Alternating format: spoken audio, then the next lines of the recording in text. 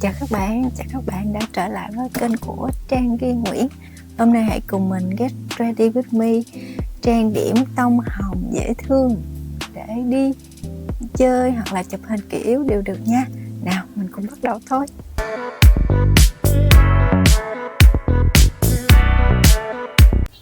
Trên mặt mình thì đã có skincare một lớp với serum và kem dưỡng rồi. Bây giờ mình sẽ đánh một lớp kem lót. Hôm nay mình sẽ dùng kem lót của Dior. Đây là kem lót của Dior. Mình sẽ lấy một hạt đậu,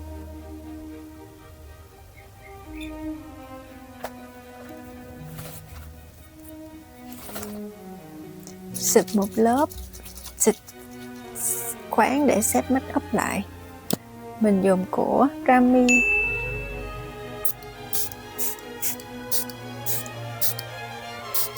Sau khi lớp xịt khoáng nó khô đi thì mình sẽ đánh kem nền lên.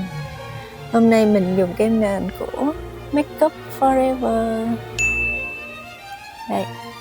Đây là màu R230.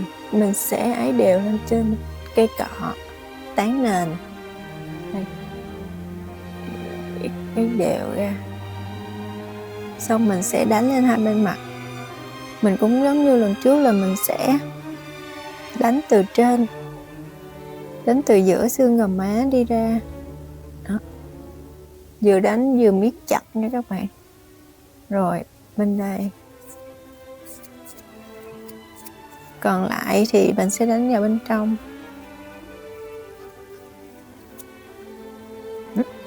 Mình lại lấy thêm kem nền và đánh bên đây, từ giữa xương gò má tán ra.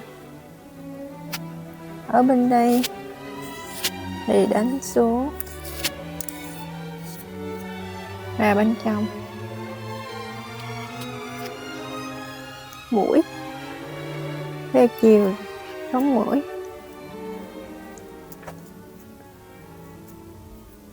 Miệng, cằm, trán, các bạn chia ra hai bên, vuốt xuống bên đây. Còn lại một ít các bạn sẽ đánh vào mắt. Sau đó các bạn sẽ dùng bông mút. Đây, mình lại dùng lại bông mút này để giảm lại. Vỗ. Mình sẽ vỗ đều cho kem nền thấm vào da.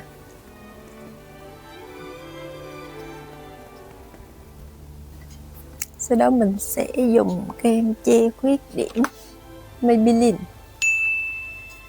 để che vào quầng thâm mắt và những chỗ mà có mụn là lấy bông phấn chậm đều. Bông mút này rất là mềm và mịn luôn, cho nên đánh nó rất là êm. Sau đó mình sẽ dùng mascara cho lông mày. Mascara lông mày màu xám nhạt. Các bạn thấy khác biệt hai bên không? Một bên nó màu nhạt hơn và một bên là màu tự nhiên, nó sẽ đậm hơn. Sau đó mình sẽ đánh khối nha. Mình dùng khối của Vessi. Đây. Mình dùng màu này. Màu này là giống màu cà phê. Hôm nay mình đóng tông hồng nên là sẽ theo gu nhẹ nhàng, không có quá đậm màu quá rõ. Nó nhạt nhưng mà những nhẹ nhàng như của các bạn Hàn hay đánh.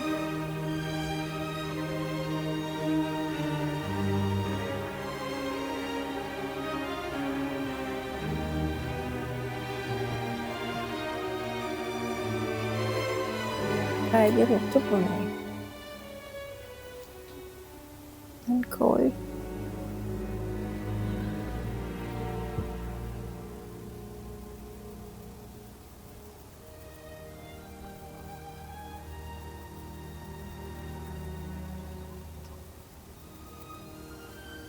Phấn mắt hôm nay mình sẽ dùng phấn mắt của Hollight. Đây là cái bảng màu hồng nè. Cái bảng này có một thời gian rất là hot.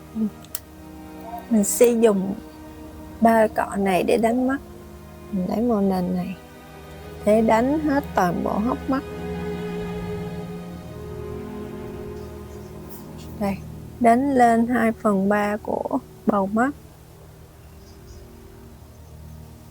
Lấy ô màu hồng đậm hơn, màu này nhấn vào trên mắt một chút, rồi bạn lại dùng màu đậm để dặm vào màu này.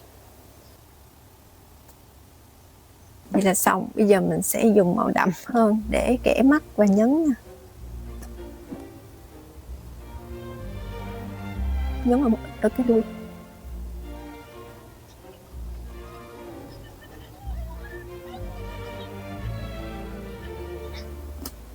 Mình sẽ dùng bản mắt của Morphe.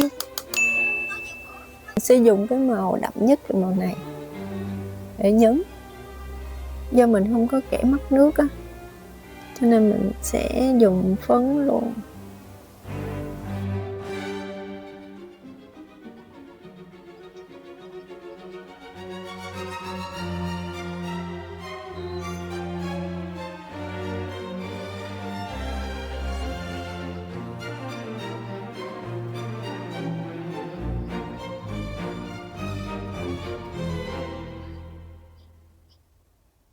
Bây giờ mình sẽ bấm mi và chải mascara nha. Mascara thì mình dùng của Gigi.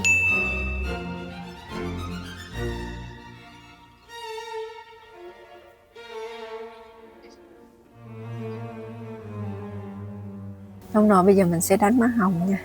Sẽ đánh má hồng của City Color màu hồng. Là màu Pink Grapefruit, dặm 3 lần. Gõ đi. Hôm nay mình sẽ đánh má hồng kiểu dọc xuống ngang nha. Ngang dọc xuống. Đây.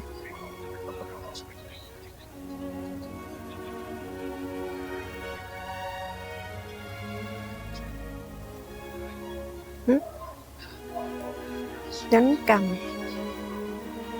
Chút ở mũi. Rồi mình sẽ đánh highlight bằng cây cọ này. Highlight thì mình cũng dùng của Vessi luôn. Đây cái ô màu này. Mình sẽ đánh màu sáng ở hốc mắt trước. Đây. Vui.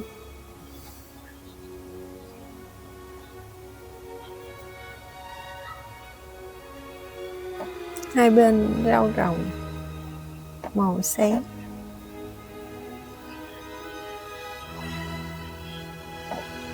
Này.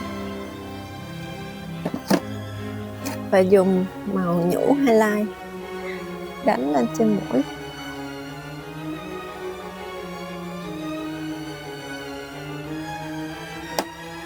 Đánh ở trên gò má.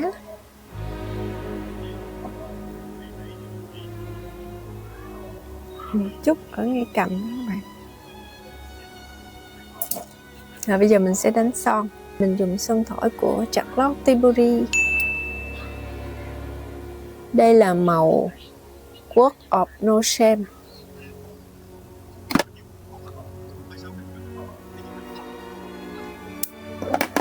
Và dùng son bóng Lily Barrett.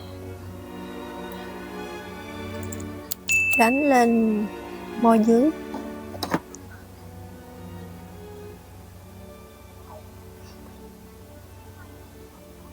Bây giờ mình sẽ đánh phấn phủ nha.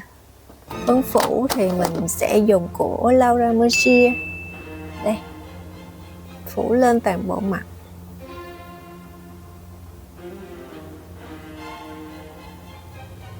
Phấn này phủ lên nó rất là mịn luôn các bạn, và giữ rất là lâu trôi. Kìm dầu rất là tốt luôn. Vậy là xong. Bây giờ mình sẽ làm tóc và thay đồ xem coi nó có khác biệt gì không nha. Nào, mình hãy cùng xem. Yeah.